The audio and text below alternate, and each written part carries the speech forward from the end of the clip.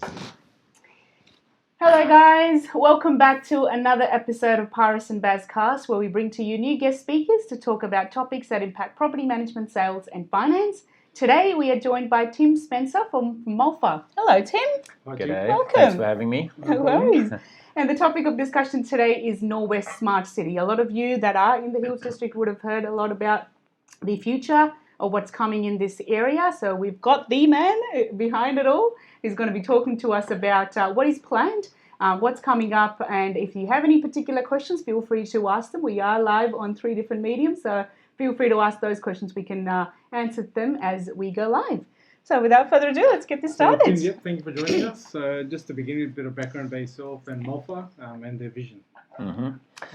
So Mulpha is essentially a corporate conglomerate anchored in Malaysia, but been here in Australia since the 1970s. We are focused on real estate and property development, but have extensive hotel and tourism assets, including the Intercontinental in Sydney, Hayman Island Resort, Sanctuary Cove, Intercon, Ridges in Cairns, Sofitel in Paris, the Marriott in London. So rather large conglomerate, but we are anchored here in Sydney with the Norwest Business Park that we've owned since the early 90s as the parent developer.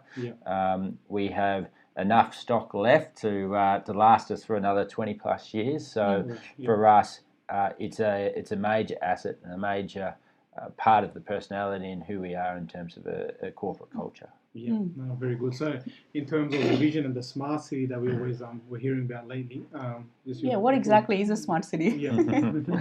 It's a question I get a fair bit in regards to what is a smart city, and there's lots of different definitions out there. But for us, we took upon ourselves back in 2016 to have a really good look at what Norwest Business Park needs to evolve to, and what we believe a good corporate development business should evolve to as well. So for us, a smart city is one that's reflective of its community, that's customised to its community, and one that's meeting the true challenges of society. And for us, we've looked at it and said, how can technology, smart city component, really help our community? And then not only technology, but actually kind of the learnings that we have in the world today. How do we bring that into our community? So for us, a smart city is a community that's on the forefront in terms of the evolution of urbanity and doing urbanisation well, and utilising all the tools that humankind has actually brought to the table to benefit its participants. So I think the major plus point here is close to work, close to home. I think that's our main focus. So live, work and play, as we say. It's not rocket science. It is simple. And in regards to kind of the Greater Sydney Commission's overall plan for a growing Sydney, the 30-minute city is really powerful in terms of people's livability and productivity. No one wants people sitting in cars for too long. It's unproductive, it's unhealthy. And so proximity of living, proximity of work and proximity of play, and for us, the identification and the importance of social activity and connection is paramount. And I think the Greater Sydney Commission has their overall arching plan for Sydney spot on. I think they've done a fantastic job. They've identified Norwest as a strategic centre, a perfect satellite location to Parramatta. You look at Infrastructure Australia's future plans to connect the metro north-south to Norwest and Parramatta. That would be a huge boon for Norwest. So important, in fact, that Julia Gillard in her day wanted to do that over the Norwest Metro, connecting us into Chatswood. I love both. I love the fact that we've got the Northwest Metro, and I love the fact that we're on plan to get the North-South Metro as well. So for me, when the state government sits there and says they want 23,600 jobs in their strategic growth centre of Norwest, like that is a big, bold, hairy target. We're super excited about it, and at the end of the day, I believe it's the best location in Sydney in order to achieve those targets. Yeah. Absolutely. Because from a property point of view, from a residential point of view, you've got the larger areas, so the larger homes, as the executive living, you've got that covered, then you've got the smaller townhomes, as well as apartments as well. So from a variety of living perspective, you've got a range starting from 700,000 for a one-bedroom apartment to 3.5 million for a executive mansion. So you've got all of those options all within a couple of kilometres. So I think the housing diversity, I think, is actually what sets Norwest apart from any other major growth centre in Sydney. You can go to Sydney Olympic Park and it's very apartment high density driven. That's right. Even exactly. So for us to have kind of older family homes that need renovation, but they've still got a yard and a pool, fantastic. We've got newer homes in the kind of $2.5 million range. We've got the executive homes kind of pushing through 3.5. We've got really top end townhouses, new and old, and now we're just really bringing on apartments. But I'm glad to say that we're not overdoing the apartments. Kind of when you look at the density of apartments within a kind of kilometre radius, we're not looking at a major oversupply in Norwest. So, my pipeline in Norwest is about 2,000 apartments, and beyond that, there's probably only another couple of thousand apartments. So when you look at that within kind of the Norwest realm, you got maybe 4,000, 5,000 apartments, which might sound big, but when you're talking about 23,000 extra jobs by 2036, where are those people going to go? It's actually kind of almost underdone. That's right. And I think that's actually a really good thing to say, to ensure that we keep the housing diversity. That we're not going to wipe houses out or townhouses out to deliver high rise. We don't ensure we've got the mix. I was really pleasantly I was going to say pleasantly surprised, but I shouldn't say that. I was very excited to see the Esplanade sell 10 apartments through to Summer House, which is disabled housing. So fantastic, another kind of piece of housing diversity for us at Norwest. It's one of our super strengths. And the other thing is we've got a world-class golf course as well within the area. So, you've got all age groups covered, from young to old to be able to... Who are you saying plays golf?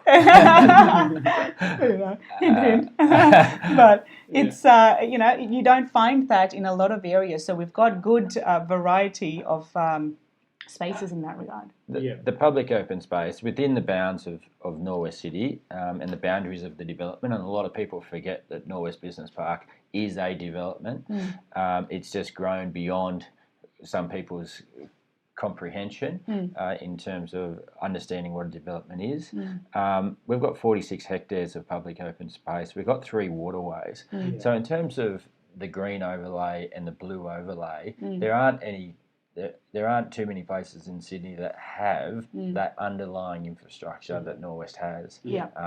And now that doesn't include the golf course. So you add that onto those open spaces and our ability to connect to nature, our ability to ensure that we've got the ecosystems right, we've got the acoustics right. The fundamentals are here, and that's why I get so excited about Norwest. It's just the master plan is there. And we haven't even touched on the commercial part of what's coming up there. So that's, I think, the Norwest Business Park in itself, to be able to, obviously having Woolworths head office here and a number of other major players, as well as a lot of mum and dad investors that have started their own small businesses. It provides that sort of the A-grade commercial suites, as you would say. Basically. So for me, a lot of you guys probably have heard me bang on a bit, but we need to move our society from a knowledge-based society to an entrepreneurial society. And again, I look at the community within Norwest and say 64% of our commercial stock is in small strata suites between 80 and 120 square metres. So 64% of our 30,000 workers every day are basically small and medium-sized businesses who are entrepreneurs already. So, the population here is already ahead of the curve in regards to where the world needs to go. We need to move on from specialist knowledge to actually application of that into entrepreneurial spirit. we have it here in spades. Yeah. We actually just need to leverage it, and 100%. continue to leverage it. There's a lot of small businesses and they're all booming. I see them every day of the week, and Yeah. Take you guys as an example. yeah. You could say There that. you go. Also, another major talking point is obviously the traffic that comes associated with it, with the Norwest rail link opening. What's your thoughts on that? The traffic on Norwest Boulevard, especially at 5:01 p.m, has always been our challenge. We're definitely happy to say that the Metro has seriously made a dent in that. I think several things have made a dent, but the Metro is obviously the major thing, and the feedback I'm getting is that it is like school holidays every day now, and so that's what we've noticed as well. When we go in the morning and afternoon, the traffic is considerably less. Exactly. So our job's not done. Yeah. The Metro is not the panacea and the fix-all. Because increased density is coming, right? So at the end of the day, we still need to continue to move towards a fully integrated intermodal type society. Norwest does have the record in regards to being the highest single-use drivers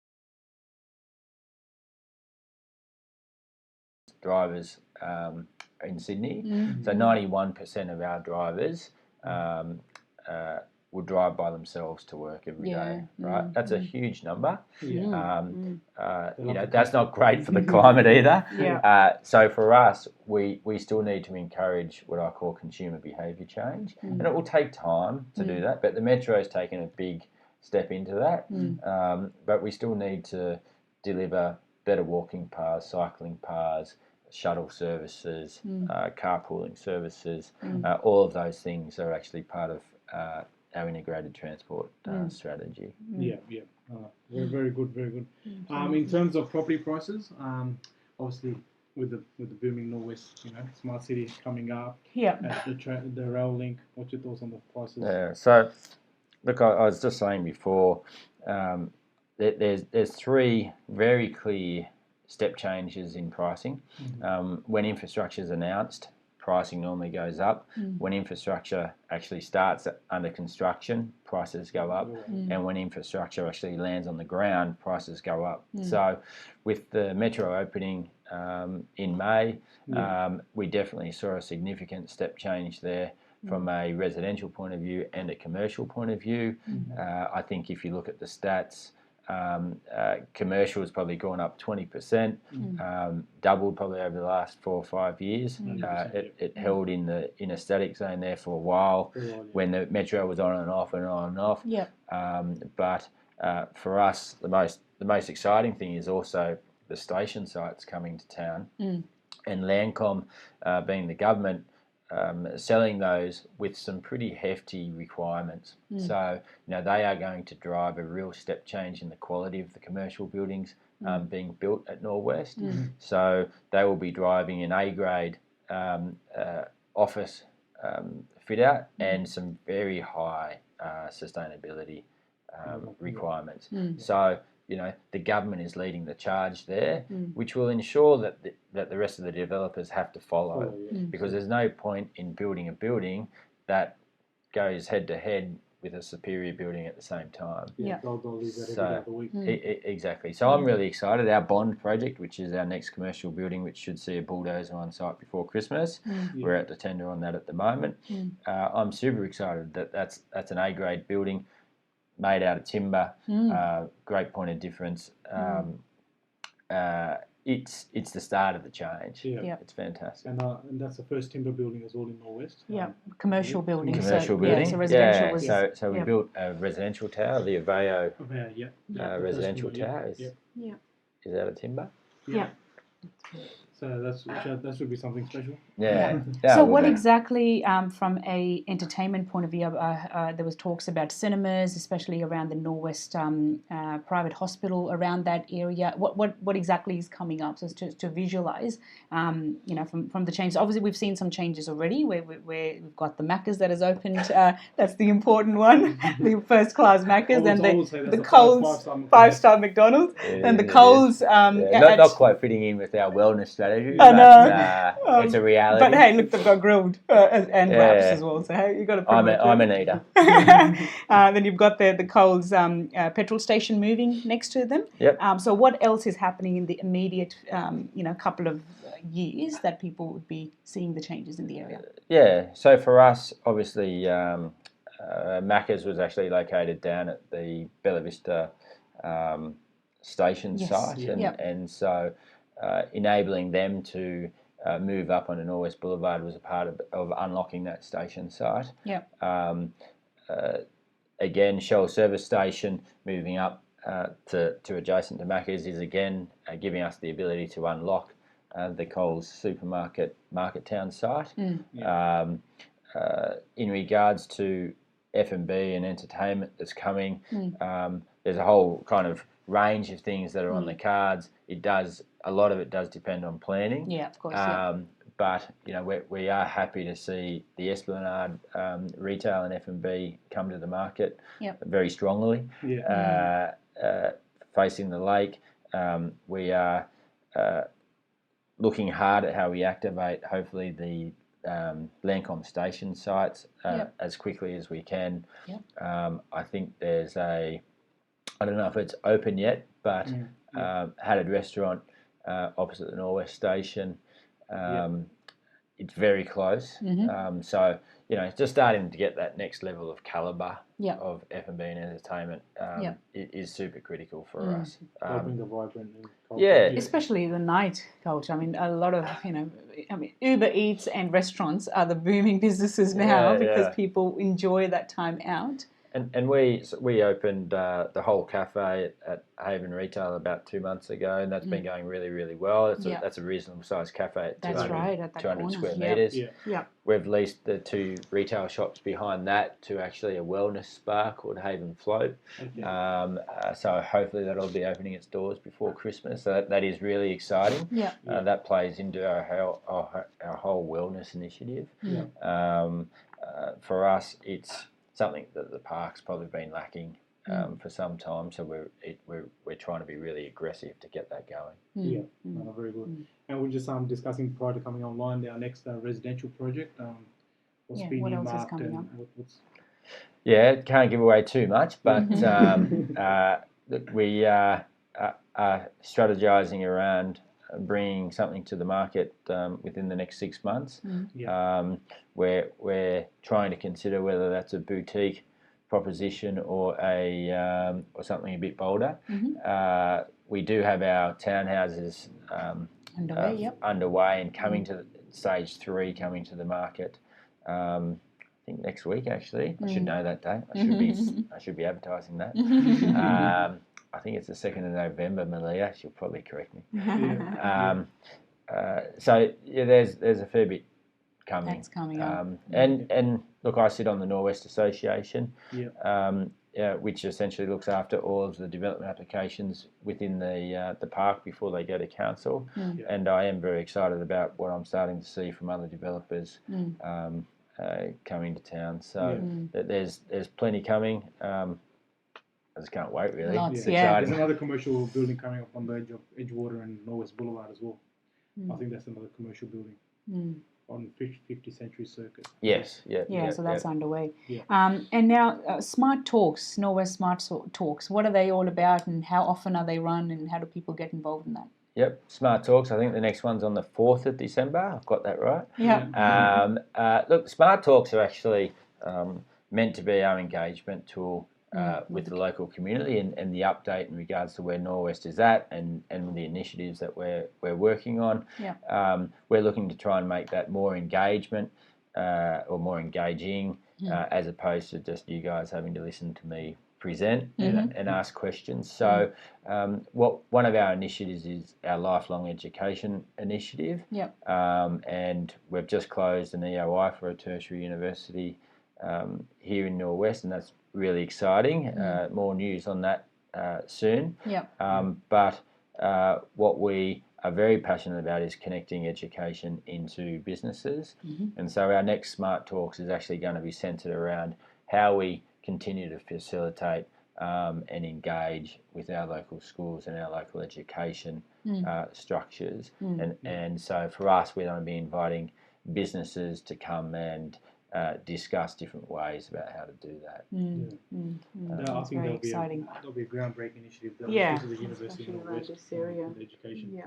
For us, education is actually also a central pillar in the actual smart city. Yeah. You know, it's how do you get an engaged and educated populace caring about their community. We see education as a great way to produce increased engagement, and just to keep our businesses on the forefront. Right? So for us, it's just it seems like a no-brainer. But it's actually reasonably hard to do. But we're trying to really look at the big picture and go, how do we actually ensure that the lifelong process of education is seamless and never stops. So how do we ensure that the young ones are connected to the primary ones, are connected to the high school ones, are connected to the university students, connected to the workers and connected to the retirees? Right. So we're actually trying to ensure that process through those stages of life is smooth, and that the IP loop is always coming back and helping the younger ones go through. And what we find is that it's massive in terms of mental health and mental resilience, sense of self-worth. The oldies have a lot of IP. Why let them retire? Let's continue to harness them, keep them productive. So you know, that's a big one, and that's a passionate one for us.